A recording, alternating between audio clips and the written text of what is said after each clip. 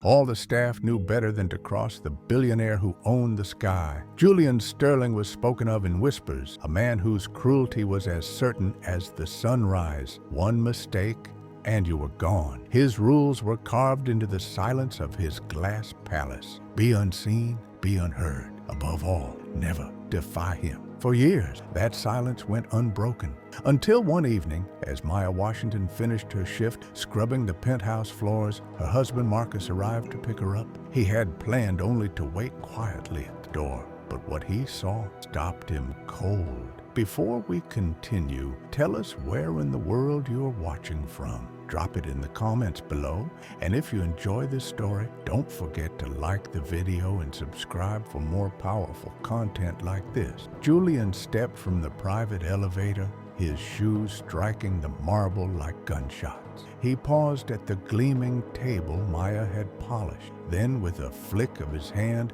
spilled his coffee across the glass and onto the pale rug. Maya stiffened, eyes down, lips trembling. Marcus felt the fire rise in his chest. He could hear his father's old words echoing in memory. There are moments to stay quiet, and there are moments to stand your ground. He stepped forward, his voice breaking the spell of silence. You should apologize. The room froze, and the silence inside the penthouse was heavy, almost sacred. Every surface gleamed with a perfection that seemed designed to remind anyone who entered that they did not belong. Maya Washington moved with the quiet grace of someone who had learned to erase herself, her hand steady as she gathered her cleaning caddy. Her shift was almost over. She was ready to meet her husband and leave the cold palace behind. But Julian Sterling had other plans. He stood by the enormous window overlooking the city, his reflection sharp against the glare. Without warning, he turned, his gaze landing on Maya with a flicker of disdain. His voice sliced through the stillness. Did you clean this table? Maya's fingers tightened around a handle of a caddy. Yes, sir. Julian walked over slowly, his polished shoes echoing across the marble. He set his briefcase on the floor, studied the spotless glass surface, then tilted his hand. The coffee cup slipped, spilling a dark river across the gleaming table and onto the rug below. The stain spread like a wound. Maya gasped softly, her face draining of color. Julian's lips curved into a cruel smile. It seems you missed a spot. How careless of you. At that moment, the side door opened. Marcus Washington stepped inside, still wearing his work clothes, boots scuffed from a long day. He had come simply to collect his wife, to walk her home. What he found instead was humiliation dripping onto the rug at her feet. He froze, every instinct telling him to stay silent. This was not his world. This was the domain of a man who ruled through fear. But when he saw Maya's trembling hands and the quiet resignation in her eyes, something in him broke. Julian's gaze flicked briefly to Marcus, then back to Maya, dismissing him as if he were invisible. Clean it properly this time, he said. His tone was flat, commanding the voice of someone used to obedience. Maya nodded quickly, bending to fetch a cloth. Her movements were shaky, but she forced herself to stay calm. Years of survival in this job had taught her the price of defiance. Marcus could not bear it. The memory of his father's words returned, a voice carried from years past. There are moments to be quiet, son, and moments to stand your ground. A good man knows the difference. His jaw tightened. He stepped forward, placing himself between Julian and Maya. His voice, though, was steady and clear. You should apologize. The words cut through the vast room like a blade. Maya's eyes flew wide with panic, her cloth slipping from her fingers. Julian's smile vanished. He turned fully toward Marcus for the first time, his cold blue eyes narrowing. A silence heavier than stone filled the space. The staff who lingered at the edges of the room held their breath, unsure whether they had just witnessed bravery or suicide. Hardened into a mask of disbelief. Then, very slowly, the corner of his mouth twitched upward again, but this time it was not fun. It was the dangerous curve of a predator, intrigued by unexpected prey. You should apologize, he repeated softly, as if tasting the words. He took a step closer to Marcus. Do you have any idea who you are speaking to? Marcus did not flinch. He met the billionaire's icy stare, his voice firm. I know exactly who I'm speaking to, and I know what I saw. You humiliated my wife. For the first time in years, the glass palace of Julian Sterling echoed with something new. Not silence, not fear, but the fragile spark of defiance. Julian Sterling's smirk lingered in the air long after he left the room, his shoes clicking down the corridor toward his private office. Maya knelt at once, blotting the coffee from the rug, her hands trembling with urgency. Marcus wanted to pull her up to tell her to leave it, but he knew her too well. She could not risk losing this job. Their apartment, their meals, their very stability depended on it. He crouched beside her, his calloused hand covering hers for a moment. "You don't have to let him treat you like this," he whispered. Maya shook her head, her dark eyes shimmering with unshed tears. "Marcus, please, if you push him again, we'll lose everything." But for Marcus, silence had never sat comfortably. He had grown up in a household where dignity mattered more than wealth. His father, a stern but fair man named Walter Washington, had been a decorated soldier. Marcus could still recall the scent of sawdust in their garage where his father built furniture on weekends, always repeating the same lesson. A man's worth is not measured by what he earns, but by what he refuses to bow to. Life had not been kind since those days. Marcus once worked as a skilled mechanic, his hands fluent in the language of gears and engines. For a time, he had even been part of a factory that supplied equipment to Sterling's empire. But when layoffs swept through, he was discarded like scrap metal, left to hustle odd jobs and temporary shifts. While Maya's cleaning work became their main anchor, that history clung to him now. He was not just a husband outraged by his wife's humiliation. He was a man who had seen this billionaire's shadow loom over his own livelihood once before. And tonight, stepping into the penthouse to collect his wife, he had not expected to face it again. He straightened, watching Maya scrub in silence. His chest ached, so their small apartment stayed warm, so their bills stayed paid, so he had a chance to find steadier work. He also knew she had begged him not to interfere, but what kind of man stood by while his wife was reduced to nothing under the heel of another? Marcus closed his eyes briefly, remembering his father's voice from long ago. There are men who use fear to rule, and there are men who break fear by standing tall. Which one will you be, son? When he opened his eyes again, Julian Sterling's empire no longer felt invincible. It felt like a test, one designed to see how much a man could endure before he broke. Marcus decided he would not break. He placed a steady hand on Maya's shoulder. "We'll get through this," he murmured. She looked up at him with doubt and fear, but also with the faintest flicker of trust. The war between silence and defiance had only just begun. If you were in Marcus's shoes, would you risk everything to stand your ground, or would you stay silent to keep your family safe?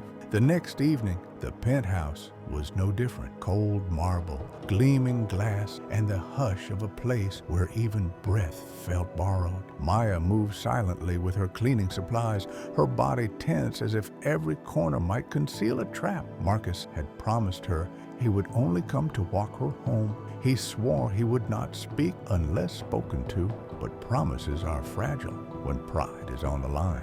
Julian Sterling appeared again, his arrival announced only by the soft chime of the private elevator. He stepped out with the same effortless dominance, his suit immaculate, his expression unreadable. He glanced briefly at Marcus, then dismissed him as if he were no more important than the rug beneath his feet. "I expect perfection," Julian said calmly, his voice carrying across the wide living room, "but what I see is failure." He gestured toward a vast window that stretched floor to ceiling, gleaming under the fading sunset. To the human eye, the glass was spotless. Maya had polished it only minutes earlier, yet Julian moved closer, lifted a single gloved hand, and pressed a finger against the pane. He pulled it back and studied it as if he had discovered evidence of a crime. "A smudge," he murmured, though none was visible.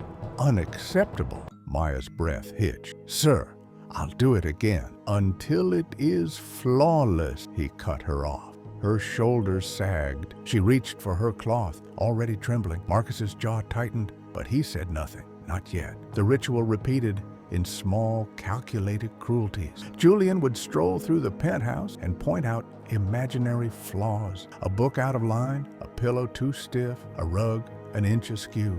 Each time Maya scrambled to correct what was not wrong. Each time Marcus stood by, fists clenched at his sides. Then came the vase. It was a piece of delicate crystal balanced carelessly on the very edge of a console table. Marcus saw it instantly. So did Maya. One careless movement with her vacuum, and it would shatter into 1,000 pieces. Julian leaned casually against the doorway of his office, his arms folded, his eyes flicked from the vase to Maya's hands. Careful, I'd hate to lose something so valuable.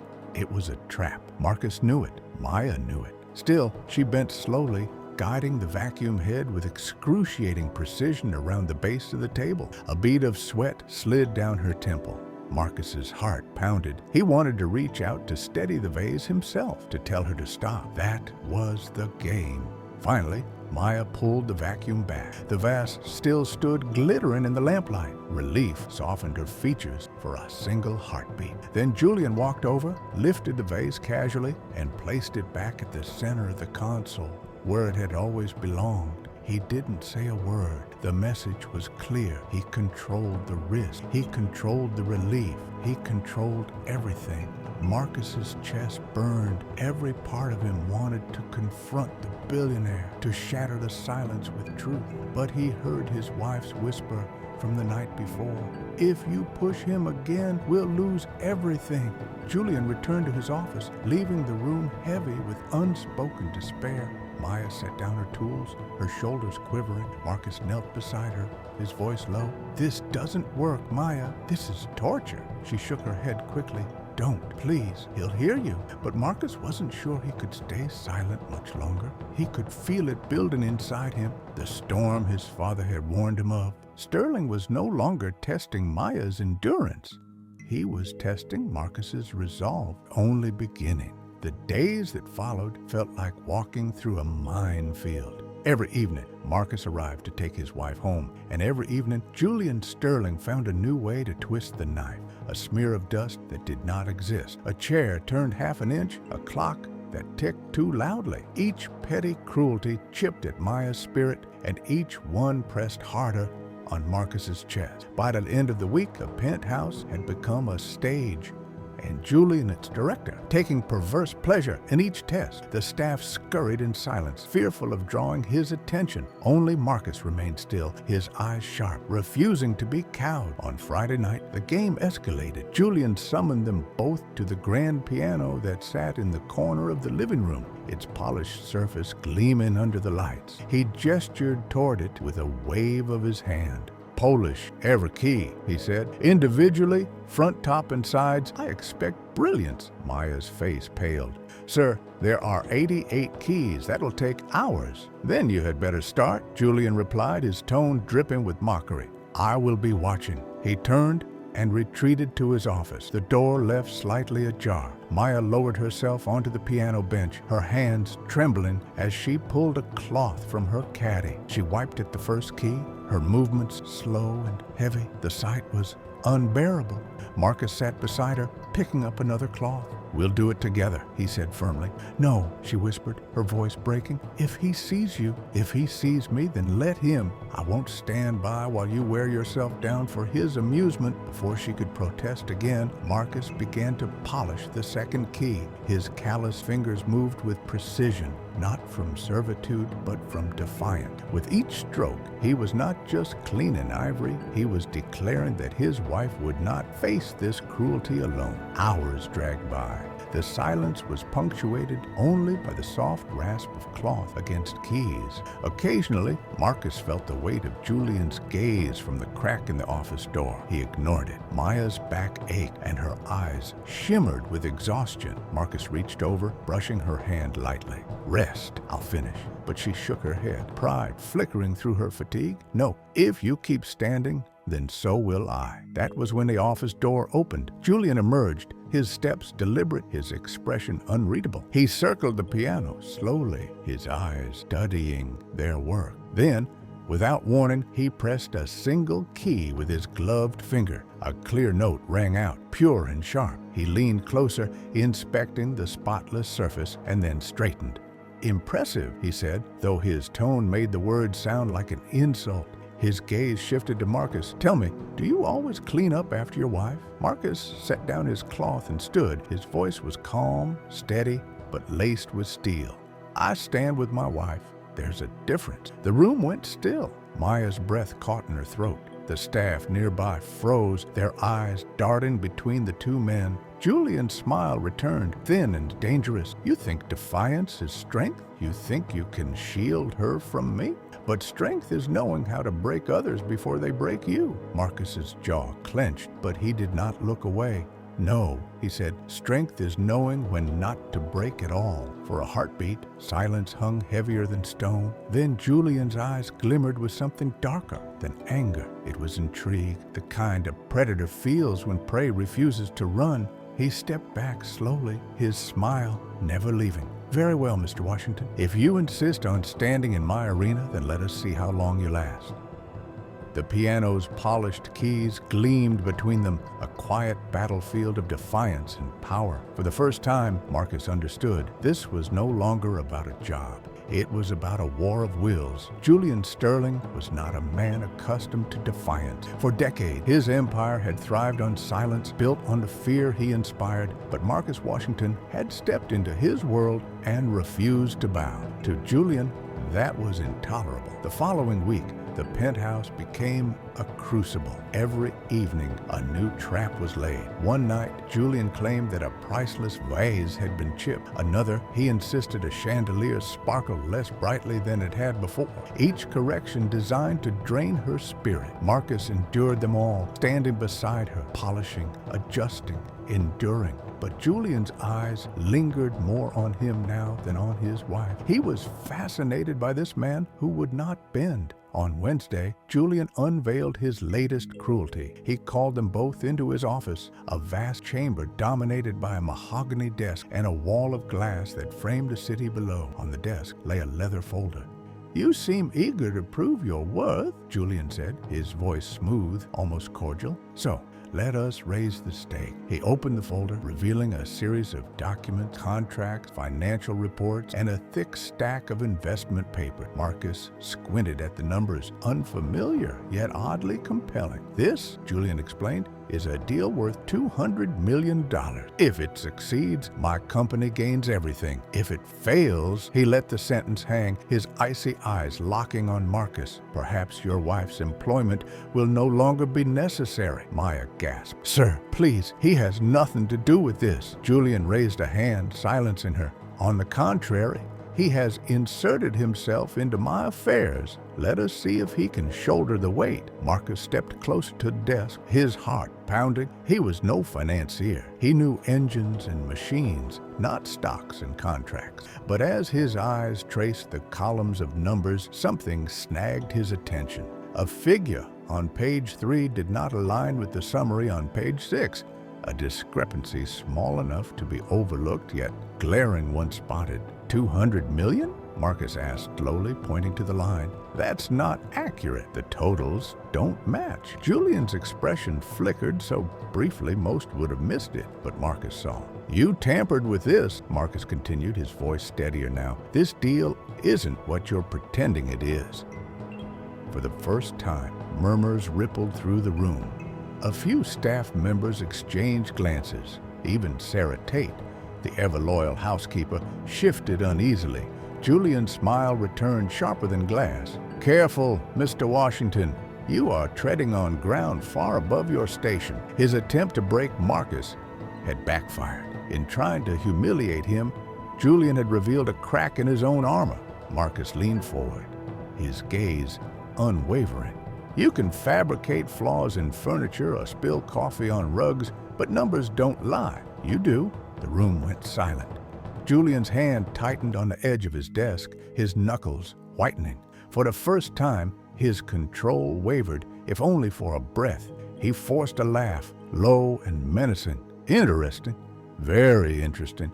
Perhaps you are more useful than I thought. He closed the folder with deliberate calm, though his eyes betrayed the storm inside. Go, he ordered. His voice clipped. Both of you. Maya tugged at Marcus's arm, urging him toward the door. But as they left, Marcus glanced back and saw it clearly. Julian Sterling, the man who prided himself on perfection, had just revealed his first mistake. The tension that Julian Sterling had tried to mask with his icy composure began to bleed into the air. For days after the discovery of the forged numbers, whispers spread quietly among the staff. They spoke in hushed tones about what Marcus had spotted, about the flicker of unease that had crossed the billionaire's face. In a palace where silence had always been the law, whispers were revolution. On Friday night, Julian decided to reclaim control. He summoned a Washington couple to the Great Hall, a space designed more for intimidation than comfort. The city glittered below the floor-to-ceiling windows, and the staff lined the edges of the room, pretending to polish, pretending to dust, but really watching. Julian placed the leather folder on the glass table at the center of the room. "You believe you found a mistake?" he said smoothly. "Perhaps you'd like to show everyone." It was a trap. He expected Marcus to falter, to be exposed as a fool, meddling in affairs beyond him. But Marcus stepped forward, the memory of his father's steady voice grounding him. He opened the folder, flipping to the mismatched pages. His rough fingers traced the numbers, his voice firm. "Here, the totals do not align. Page 3 shows a valuation that contradicts page 6.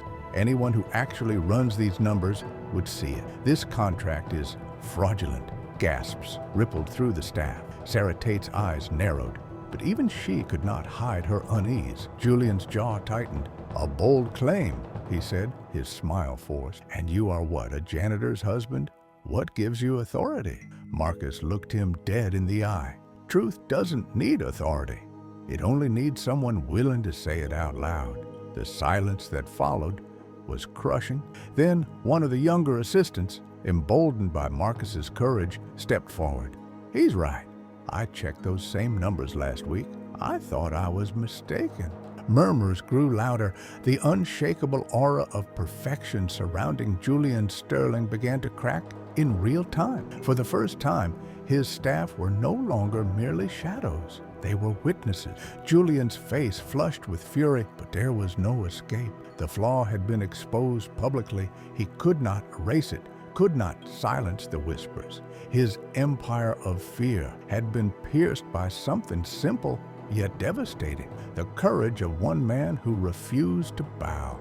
Marcus closed the folder gently and stepped back to Maya's side. He did not gloat, did not smirk. He simply stood tall, his presence a quiet declaration. The billionaire stared at him, breathing hard, eyes blazing, but behind the fury was something else, something closer to fear.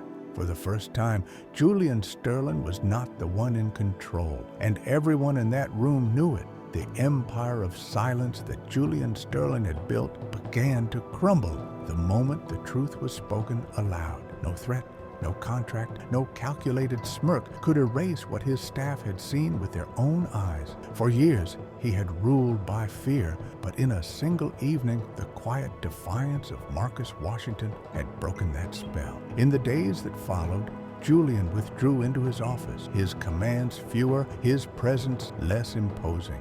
Staff, who once shuffled with bowed heads, now moved with a cautious new confidence. They looked to Marcus, not with pity, but with respect, whispering his name like a secret they wanted to keep alive. Maya, too, felt the shift. She no longer carried the same trembling weight in her shoulders. At home, she looked at her husband with tears of pride. For so long, she had begged him to stay silent, afraid of losing what little they had. But by speaking out, he had given them something greater than wages, dignity. One afternoon, Julian summoned Marcus alone. The billionaire sat not behind his massive desk, but in a chair near the window. His voice lacked its usual bite. "You should have been broken," he admitted quietly. "But you weren't. That makes you dangerous." Marcus did not flinch. "It doesn't make me dangerous, it makes me free. You can take jobs, money, even homes, but you can't take a man's will to stand." For a long moment, Julian said nothing. Then he nodded once, almost imperceptibly, and dismissed him. It was not an apology, but it was something close to acknowledgement. When Marcus stepped back into the hall, he found Maya waiting. She slipped her hand into his, her smile faint but fierce. They walked away together, no longer ghosts in someone else's palace, but people who had reclaimed their worth. The lesson lingered long after they left the Tower of Glass. Strength is not in wealth, nor in power, nor in the fear you cast on others. Real strength lies in choosing to stand even when the ground shakes beneath you.